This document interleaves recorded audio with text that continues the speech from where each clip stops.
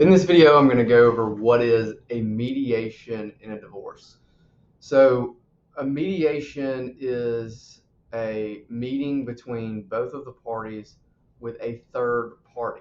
And the purpose of mediation is to figure out, is there a way we can resolve this case without the need for trial?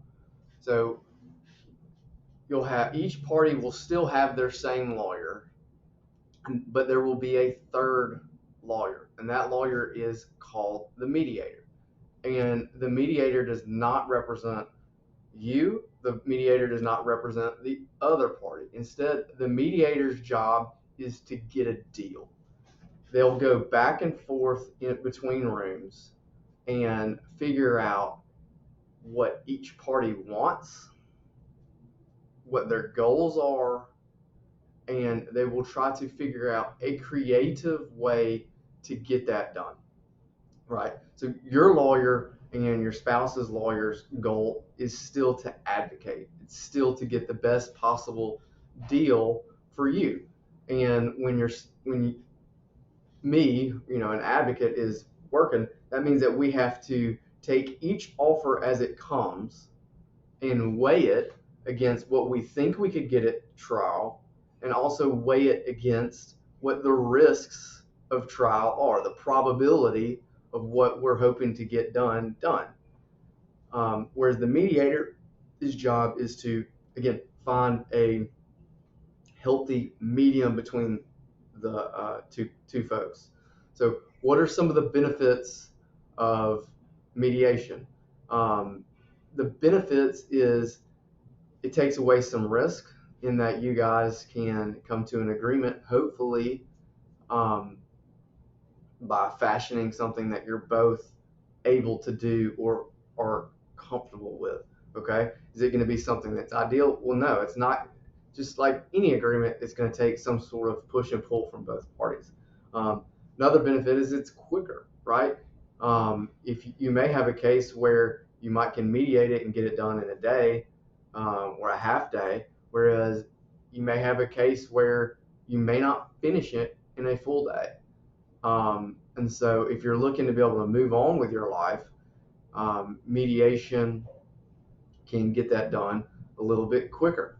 Another benefit is your negotiations are confidential. Just because you take a position of, hey, I'm willing to give up and pay alimony, doesn't mean that once you go to trial that the judge will know that you are willing to make that move.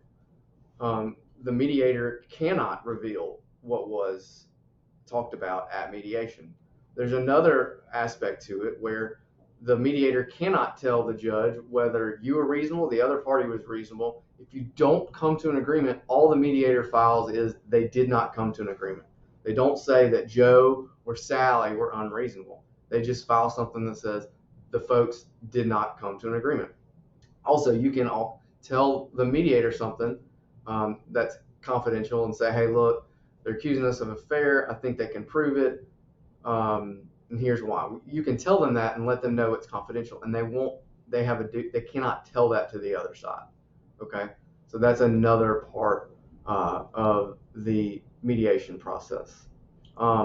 Cost of mediation. So if you file a motion with the court requesting mediation, there's a statute that says that you have to pay for it.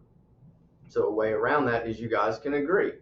You can agree that, hey, we will split the cost of mediation. Or, sometimes you might have one spouse that has a job and the other spouse that doesn't have a job. And so the only way to do it would be the person that has the job has to pay for it. But when you compare the cost, so how much is mediation? It just depends upon how many hours are done.